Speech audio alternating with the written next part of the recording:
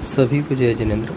श्रावकाचार के इस क्रम में अभी तक हमने 58 श्लोकों का अध्ययन कर लिया है, जिसमें हमने अणुव्रत अधिकार को प्रारंभ किया था अथवा चारित्र अधिकार को प्रारंभ किया था, जिसमें हमने अणुव्रतों के अंतर्गत अहिंसाणुव्रत, सत्याणुव्रत और अचौर्याणुव्रत और इनकी प्रति अतिचार, इनको हमने पढ़ लिया था। अब हमें यहाँ पे अणुव्रत अधिकार का यह अब एक अंतिम वीडियो है, जिसमें आपको अणुव्रत का संपूर्ण जो 5-6 श्लोक बचे हुए हैं उसके माध्यम से आपका अणुव्रत अधिकार पूर्ण हो जाएगा।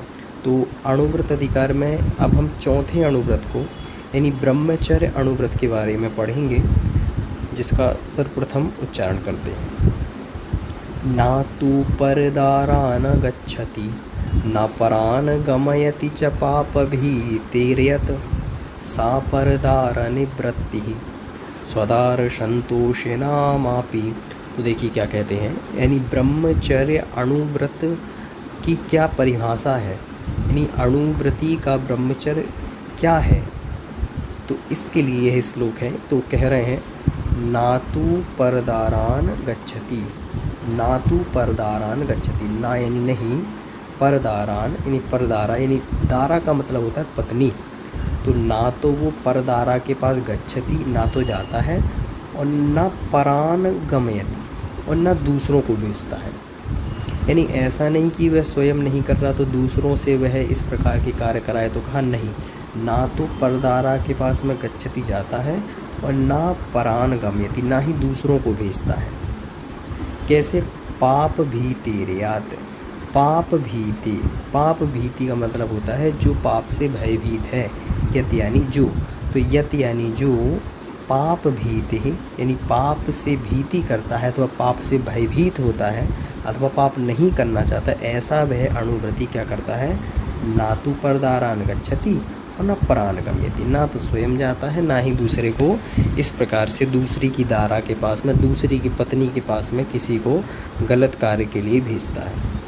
इसे ही सा यानी वह जो कर रहा है वही, तो उसी के लिए कहा सा यानी वह जो उसकी क्रिया है, परदार निवृत्ति ही, वह जो उसकी क्रिया है वो क्या कहलाएगी इस प्रकार की। तो कह दिए वह जो उसकी क्रिया है वह परदार निवृत्ति ही, यानी परदार निवृत्ति यानी पर स्त्री से निवृत्ति कहलाएगी उसकी।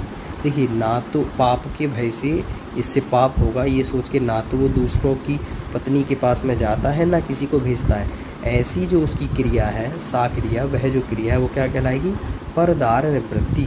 वह उसकी क्रिया परदार निवृत्ति अथवा परस्त्री त्याग कहलाएगी, अथवा ब्रह्मचर्य अणुव्रत कहलाएगी, अथवा स्वदार संतोष नाम आपी, अथवा स्वदार संतोष नाम वाली क्रिया कहलाएगी। हम उसे कुछ भी कह सकते हैं, जैसे स्वदार, स्वदार का मतलब अपनी दारा में संतोष यानी संतोष को धारण करने वाला कहलाएगा वो।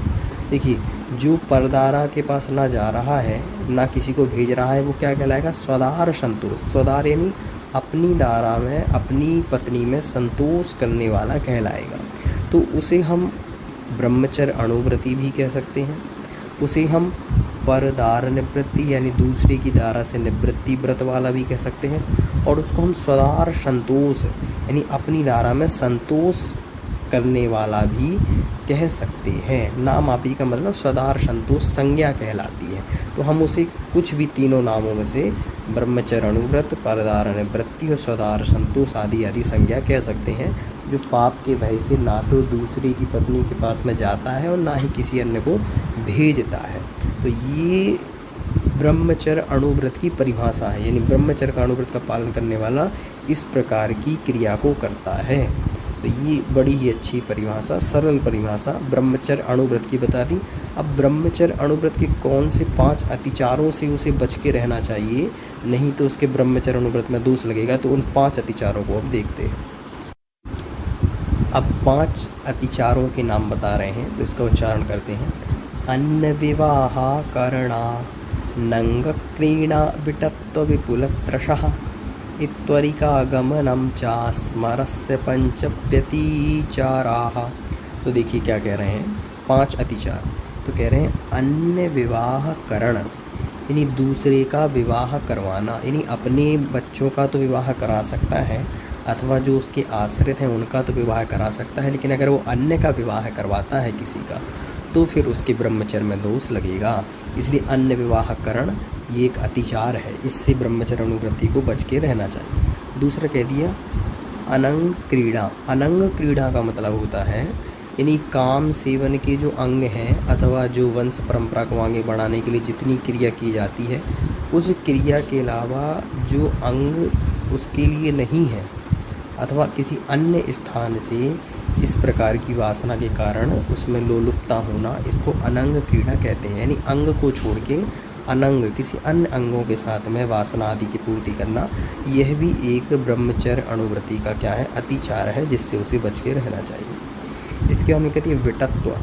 विटत्व भी एक अतिचार है। विटत्व से आपको परिभाषा याद रखनी है। विटत्व से अर्थ लिया जाता है कि जो अपनी शारीरिक कुचेष्टाओं के वाचनिक कुचेष्टाओं के साथ में ही शारीरिक कुचेष्टा भी करे, यानी वचनों से तो गलत बात बोले ही जो ब्रह्मचर्य को दोष लगाती है, साथ ही साथ में वो काय से भी कुचेष्टा करता है शरीर से, उसे विटत्व अतिचार कहती है। तो इस अतिचार से भी ब्रह्मचर्य अनुवृत्ति क्या होता है, बच के रहता है। इसका चतुर्थ अतिचार है विपुल तृषा। विपुल का मतलब होता है बहुत ज़्यादा और तृषा का मतलब होता है तृष्णा। तो विपुल तृष्णा ये भी यानी किसी को काम सेवन की बहुत ज़्यादा तृष्णा हो तो वह ना भी कर रहा हो फिर भी वह उसके ब्रह्मचर्य में दोष लगेगा। इसलिए जो अनुवृत्ति है उसे विपुल तृषा अतिचार से बच के रहना चाहिए, यानी उसके अंतरंग में ज़्यादा वासना की इच्छा भी ना हो। तो ये 4 अतिचार। अब 5वां अतिचार कह रहे हैं इत्वरिका गमनम। इत्वरिका गमन का मतलब होता है, इत्वरिका उसे कहते हैं जो एक प्रकार से वेश्या हो, है ना। तो इत्वरिका तो कह रहे हैं इत्वरिका गमन। इत्वरिका गमन का मतलब वेश्या आदि के पास में आना जाना, ये जो व्यापार होता है इससे भी वह कुछ करे चाहे ना करे, लेकिन लेन देन करे अथवा आए जाए तो ये भी क्या है, उसके व्रत में दोष लगाता है। इसलिए ब्रह्मचर्य अनुवृत्ति इन 5 अतिचारों से बच के रहता है।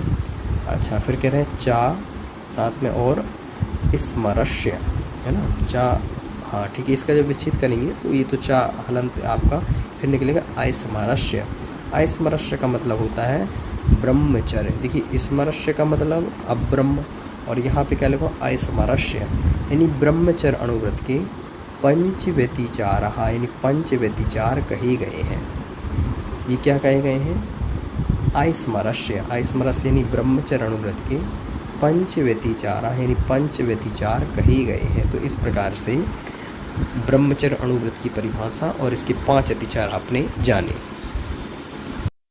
अब 5 अणुव्रतों में जो अंतिम अणुव्रत है यानी परिग्रह परिमाण अणुव्रत, उसकी परिभाषा यहाँ पे बता रहे हैं। तो पहले इसका उच्चारण करते हैं।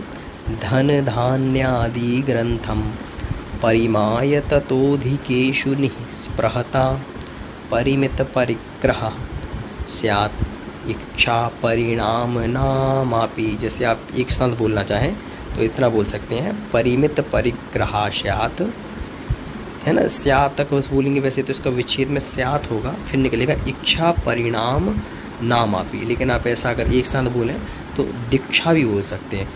परिमित परिग्रह स्यादिच्छा परिणाम नामापि। इस प्रकार से भी आप इसको बोल सकते हैं। एक बार फिर से उच्चारण करते हैं। धन धान्यादि ग्रंथम परिमाय ततोधिकेषु निःस्पृहता परिमित परिग्रह स्यादिच्छा परिणाम नामापि, है ना। परिमाण नामापि, है ना। अब सही उच्चारण इसका हो गया। तो क्या है, स्यादिच्छा परिमाण नामापि, ऐसा आप इसका उच्चारण शुद्ध कर सकते हैं। विच्छेद करके करें तो स्यात इच्छा परिमाण नामापि, है ना। ऐसा परिणाम नहीं परिमाण, है ना। तो फिर उच्चारण ठीक बैठ जाएगा। अच्छा चलिए इसका अर्थ देखते हैं। जैसे कहा धन धान्यादि ग्रंथम, तो क्या कहा, तो ये आपके परिग्रह परिमाण अणुव्रत की परिभाषा बता रहे हैं। कह रहे हैं धन धान्यादि ग्रंथम। ग्रंथ का मतलब होता है परिग्रह। तो कह रहे हैं धन धान्यादि ग्रंथम, यानी धन धान्यादि जो ग्रंथ यानी परिग्रह है उसको परिमाय उसको उसका परिमाण कर ले, यानी धन धान्यादि है कि मैं इतना ही ही वस्तु रखूँगा, इतना ही धन रखूँगा, तो उसके लिए कह दिया जो धन धान्य आदि ग्रंथ यानी परिग्रह को परिमाय यानी परिमित करके ततोधिकेषु ततः अधिकेषु, ततः यानी उससे अधिकेषु यानी उससे अधिक में निःस्पृहता, निःस्पृहता मतलब किसी भी प्रकार की इच्छा नहीं रखता। तो क्या कहना चाहते हैं, धन धान्यादि ग्रंथम, धन धान्यादि परिग्रह को परिमाय यानी परिमित करके ततः अधिकेषु, ततः यानी उससे अधिक में जो निःस्पृहता, निःस्पृहता का मतलब होता है बिना किसी प्रकार की इच्छा रहित होकर, जो यानी ऐसा समझे कि जो इस प्रकार की इच्छा से रहित हो जाता है, यानी जितना है उतना तो उसने परिमित कर लिया, इसके अलावा जितना भी कुछ बचा उसमें उसका किसी प्रकार का लोभ आदि नहीं रहेगा, है ना। उसको ही वास्तविकता में परिमित परिग्रह वाला कहते हैं। अगर आपने परिग्रह का परिमाण तो कर लिया लेकिन जो है अधिक उसमें आपकी इच्छा जा रही है तो क्या नहीं निःस्पृहता, वो किसी प्रकार की इच्छा भी नहीं रखता अधिक में, ऐसा है ना। इसके बाद में कह रहे हैं इसको क्या कहते हैं, इसको कहते हैं परिमित परिग्रह। इस प्रकार का जो व्यक्ति होता है उसे परिमित परिग्रह वाला कहा जाता है।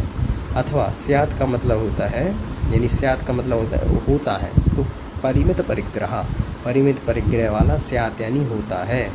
अथवा इसको आप और भी किसी नाम से जान सकते हैं, तो कहाँ इच्छा परिमाण, इच्छा परिमाण का मतलब होता है इच्छा का परिमाण करने वाला। एक साथ लेंगे तो इच्छा परिमाण नाम अपि, तो नाम अपि, इच्छा परिमाण नाम, नाम का मतलब संज्ञा होता है, तो क्या कह दिया इच्छा परिमाण नाम यानी इच्छा परिमाण संज्ञा वाला अपि यानी अथवा कहा जाता है। तो दोनों आप लगा सकते हैं, अथवा ऐसा लगाएं जैसे परिमित परिग्रह वाला भी कहा जाता है, अथवा अपि का मतलब अथवा इच्छा परिमाण नाम वाला भी इसको कहा जाता है।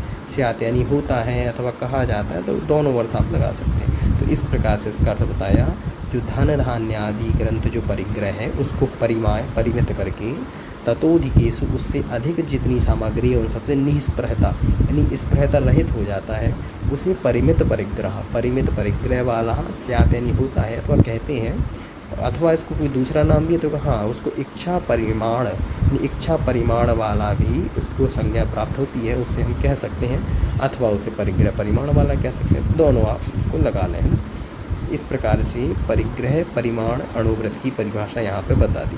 अब कह रहे हैं परिग्रह परिमाण अणुवृत्त के 5 अतिचार कौन कौन से हैं जिससे अणुवृत्ति को रहित होना चाहिए। तो कहते हैं अतिवाहनाति संग्रह विषमय लोभाति भार वहनानि परिमित परिग्रहस्य च विक्षेपाः पंच लक्ष्यन्ति। तो देखिए परिग्रह परिमाण अणुवृत्त के 5 अतिचार कौन कौन से हैं। तो कह रहे हैं अतिवाहन यानी ज़्यादा वाहन आदि, बैलगाड़ी है ना, पहले तो यही चलते थे, तो अधिक बैलगाड़ी अथवा मोटरसाइकिल जो आज चलते हैं, तो इनका जो ज़्यादा अतिवाहन होना है, अगर आपके पास बहुत सारी गाड़ी आदि हैं तो ये भी क्या है आपके अणुवृत्त में परिग्रह परिमाण अणुवृत्त में दोष लगाता है। तो अतिवाहन पहला अतिचार।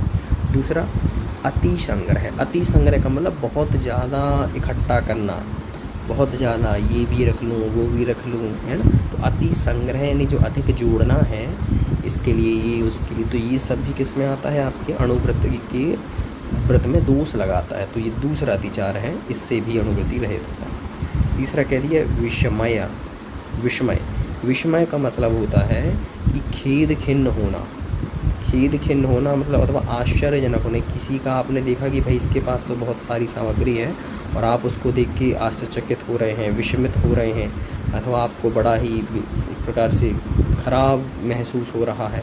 तो ये अधिक विस्मय जो है ये भी क्या है, यानी आप तो नहीं रख रहे हैं लेकिन फिर भी अणुवृत्ति के परिग्रह परिमाण में दोष लगेगा अगर वह इस प्रकार से विस्मय भी करता है। तो इसका में कह दिया लोभ, अति लोभ, अति शब्द लगाना है हर जगह, जैसे पीछे अति लगाया वैसे यहाँ पर भी। तो अति विस्मय और अति लोभ। अति लोभ का मतलब होता है अधिक लोलुप होना, यानी वस्तु तो परिमित कर ली है लेकिन फिर भी लोलुपता बहुत ज़्यादा है कि ये भी मिल जाए और वो भी मिल जाए, मैं इसको भी रख लूँ। तो अधिक लोभ होना भी चौथा अतिचार कहा गया है परिग्रह परिमाण अणुवृत्ति का। और अंतिम 5वां का अति भार वहन। अति भार वहन का मतलब होता है बहुत ज़्यादा भार लादना, अति भार का वहन करना यानी लादना। जैसे कोई पशु है उसकी शक्ति है कि वो 10 किलो 20 किलो ले जा सकता हो, 50 किलो ले जा सकता हो, और सामने वाला व्यक्ति उसके ऊपर 100 किलो का भार रख दे, तो ये क्या है, इससे भी परिग्रह परिमाण अणुव्रत में दोष लगता है, अतिचार है ये।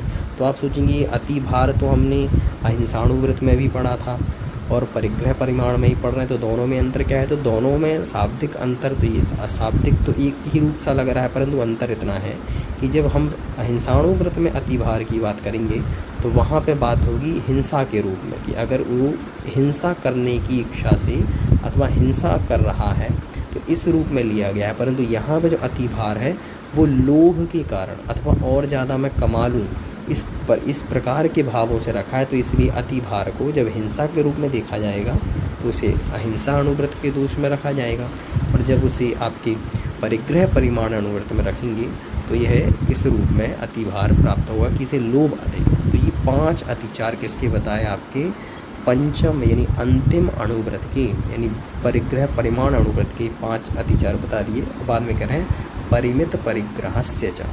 परिमित परिग्रह मतलब जिसने परिग्रह का परिमाण कर लिया, परिमित कर लिया, ऐसे व्यक्ति का विक्षेप यानी अतिचार 5 लक्ष्यन्ते यानी 5 कहे गए हैं।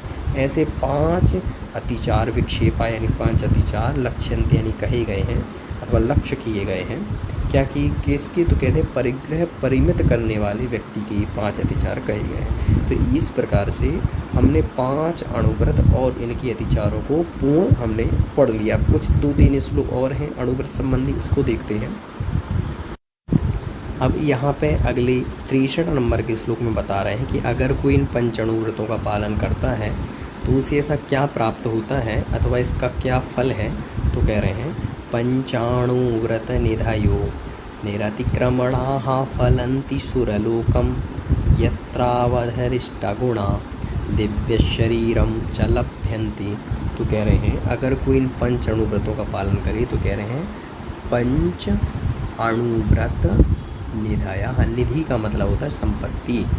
तो ये जो हमारे गुण हैं यही तो हमारी संपत्ति है। तो कह रहे हैं 5 अणुव्रत निधय यानी जो 5 अणुव्रत रूपी जो निधि है, जो संपत्ति है, इसका जो निरतिक्रमण का मतलब होता है अतिचार रहित जो पालन करता है वो फलन्ति सुरलोकम, वो किस प्रकार के फल को प्राप्त करता है? तो फल देती है। तो कहती है सुरलोकम।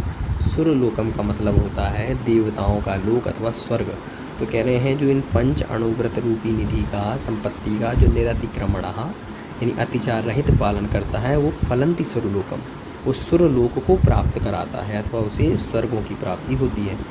जहाँ पे, यहाँ पे क्या लिखा? यत्र। यत्र यानी जहाँ पे अवधि। अवधि मतलब वहाँ पे आपको अवधि ज्ञान मिलेगा। तो देव तो नियम से अवधि ज्ञान ही होते हैं, उन्हीं के लिए कह दिया यत्र यानी जहाँ पे। अब इस स्वर्ग की विशेषता बता रहे स्वर्गों में क्या होता है। तो कह रहे यत्र यानी जहाँ पे अवधि। अवधि यानी अवधि ज्ञान। और अष्टगुणा। अष्टगुणा का मतलब होता है अष्टरिद्धि यानी रिद्धियों से युक्त होते हैं वे, अणिमा महिमा गरिमा लघिमा आदि, है ना।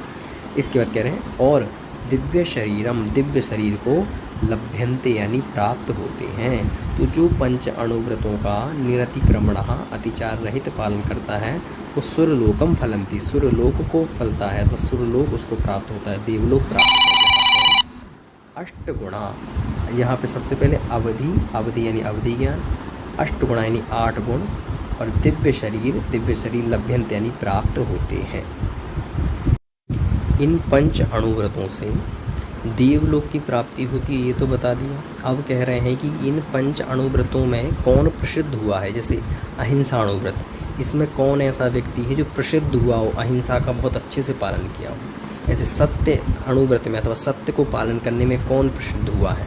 तो ऐसे 5 नाम यहाँ पे हमारी कथाओं से यहाँ पर बताए जा रहे हैं, एक श्लोक के माध्यम से देखें। मातंगो धनदेवश्च वारिषेणस्ततः परः नीलिजयस्य संप्राप्ताः पूजातिशयमुत्तमम्। तो कहते हैं देखिए इन 5 अणुव्रतों में कौन प्रसिद्ध हुआ है। तो सबसे पहले कहा मातंगः। मातंग मतलब होता है चांडाल। तो सबसे पहला जो अहिंसा व्रत है उस अहिंसा में कौन प्रसिद्ध हुआ है। तो कह रहे हैं मातंग। मातंग मतलब चांडाल। तो कौन सा चांडाल? तो एक यमपाल नाम का चांडाल है जो इसमें प्रसिद्ध हुआ है, अहिंसा व्रत का, जिसने बहुत अहिंसा को जिसने बहुत अच्छे तरीके से पाला है। इसके बाद में दूसरा कहा धनदेवश्च। धनदेव च धनदेव, धनदेव जो हैं वह किसमें प्रसिद्ध हुए हैं? तो कह रहे हैं सत्य को बोलने में, यानी जो सत्य का पालन करने में प्रसिद्ध हुए वो कौन हुए हैं? आपके धनदेव। इसके बाद में तीसरा कहा वारिशेण, वारिशेण। तो इसके वारिशेण जो है ततः, ततः मतलब ततः परः मतलब इसके पश्चात, यानी क्रम से लगा लें तो अहिंसाणुव्रत, सत्याणुव्रत, ऐसी अचौर्य। तो अचौर्य अणुव्रत में कौन प्रसिद्ध हुआ? तो कह दिए वारिशेण। वारिशेण जो है वो अचौर्य अणुव्रत में प्रसिद्ध हुए हैं। इसके बाद में नीली, नीली यानी वणिक पुत्री जो नीली है वह किस में प्रसिद्ध हुई है? तो कह दिया ब्रह्मचर्य को पालन करने में। इसके बाद में कहा जयश्च, जय, जय रखत, जय जो है जय नाम के अथवा जय कुमार कहें तो जय कुमार जो हैं ये किस में प्रसिद्ध हुए हैं? परिग्रह को परिमित करने में प्राप्त हुए हैं। तो कह दिया संप्राप्ता, यानी प्राप्त हुए हैं किसको? पूजातिशय, यानी पूजा के अतिशय को संप्राप्ता, संप्राप्ता पूजा अतिशय, यानी प्राप्त हुए हैं पूजा के अतिशय को। कौन? उत्तमम, उत्तमम मतलब ये उत्तम पुरुष। कौन कौन? मातंग, धनदेव, वारिशेण, नीली और जय, ये सभी उत्तम, ये सभी उत्तम लोग किसको प्राप्त हुए? संप्राप्त, यानी प्राप्त हुए किसको? पूजा अतिशय, पूजा के अतिशय को प्राप्त हुए हैं, अथवा इन्होंने बहुत अच्छा कार्य किया है जिससे देवलोक को प्राप्त हुए हैं, ऐसा इसका अर्थ लगाना है। अच्छा, इनकी कथाएं जैसे मातंग जो अहिंसा में प्रसिद्ध हुए, इनकी क्या कथा है? धनदेव की क्या कथा है? वारिशेण की क्या कथा है? तो इन कथा को आप स्वयं अध्ययन कर सकते हैं। इसका जो भी वीडियो, जो भी इसकी कहानी है, कथा है, वह मैं आपको दिखाता हूँ। देखिए, जैसे ये अहिंसा अणुव्रत, तो अहिंसा अणुव्रत में कौन प्रसिद्ध हुआ? यमपाल चांडाल। तो इसकी कथा को आप यहाँ से पढ़ सकते हैं। छोटी छोटी सी कथाएं हैं, यहाँ हम बताएंगे तो समय अधिक हो जाएगा, तो आप इसको वीडियो को रोक करके यमपाल चांडाल की ऐसी पूरी कथा को पढ़ सकते हैं। जैसे ये यहाँ से, और यहाँ पे आप जैसे वीडियो को रोक दें, फिर इसको पढ़ें, और इसके पश्चात ऐसा। तो ये आपका हुआ आपके अहिंसा अणुव्रत के लिए। इसके बाद दूसरा जो अणुव्रत है उसका नाम है सत्य अणुव्रत। तो सत्य अणुव्रत में कौन प्रसिद्ध हुआ? तो धनदेव प्रसिद्ध हुए हैं। तो इसकी कथा को भी आप पॉज करके और आप पूरा इसको पढ़ सकते हैं। इसके बाद में तीसरा कौन सा है? नीली। तो नीली जो प्रसिद्ध हुई हैं वे प्रसिद्ध हुई हैं ब्रह्मचर्य में, है ना। तो इसको भी आप वीडियो को पॉज करके यहाँ से आप पढ़ सकते हैं। इसके बाद में ये क्रम इनका ऊपर नीचे हो गया है, और जो परिग्रह परिमाण में जो प्रसिद्ध हुए हैं वह हुए हैं जय कुमार। जय कुमार की भी ये कथा भी आप इसको वीडियो को पॉज करके पढ़ सकते हैं। अब जैसे 5 अणुव्रतों में जो प्रसिद्ध हुई उनके नाम अथवा कथा यहाँ पे बताइए, वैसे ही बता रहे हैं कि 5 पापों में कौन कौन प्रसिद्ध हुआ है, अथवा जिसने इतने गलत कार्य किए, हिंसा पाप किया, झूठ किया, तो इनमें कौन प्रसिद्ध हुआ है जिन्होंने भयानक पापों को किया है। तो उनके लिए भी एक श्लोक में बता रहे हैं। धन श्री सत्य घोषौ च तापसा रक्षिकावपि उपाख्येयस्तथा संसृ नवनीतो यथाक्रमम्। तो कह रहे हैं इनमें जो प्रसिद्ध हुए, कह रहे हैं धनश्री, धनश्री ये किस में प्रसिद्ध हुए? तो ये हिंसा में प्रसिद्ध हुए, इन्होंने हिंसा की है। इसके बाद में कह रहे हैं सत्यघोष, सत्यघोष, सत्यघोष किस में? झूठ में। इसके बाद में तापसा रक्षकावपि, तापस, तो तापस जो है तो ये तो तापस, और इसके बाद में रक्षकावपि, रक्षक का होता है कोतवाल। तो ये इस प्रकार से, तो तापस और रक्षक ये किस में प्रसिद्ध हुए? कुशील और परिग्रह में, कुशील और अब्रह्म में। इसके बाद में अंतिम कह रहे हैं उपाख्येयस तथा उपाख्येयः। उपाख्येय, उपाख्यान का मतलब होता है कहानी अथवा दृष्टांत। तो कह रहे हैं उपाख्येयः दृष्टांत देने योग्य हैं, तथा अब अंतिम कौन बचे? अंतिम ब्रह्म, अंतिम परिग्रह में तो कह रहे हैं संसृहु नवनीत।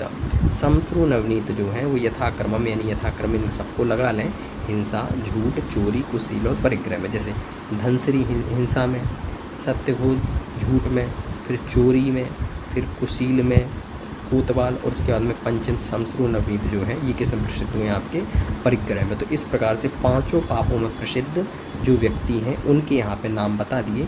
इनकी कथा का भी आप अध्ययन क्रमशः कर सकते हैं। जैसे आप देख सकते हैं ये धनश्री की कथा, इस वीडियो को पॉज करके और आप इस कहानी को पूरा पढ़ सकते हैं, है ना। इसके बाद में दूसरी सत्यघोष की कथा, इसको भी आप अगर वीडियो को रोकें तो इसको भी आप स्वयं अध्ययन कर सकते हैं, कथा कहानियाँ ही हैं, है। इसको आप ऐसा यहाँ से आप वीडियो को रोक के और पूरा आप इसको पढ़ सकते हैं।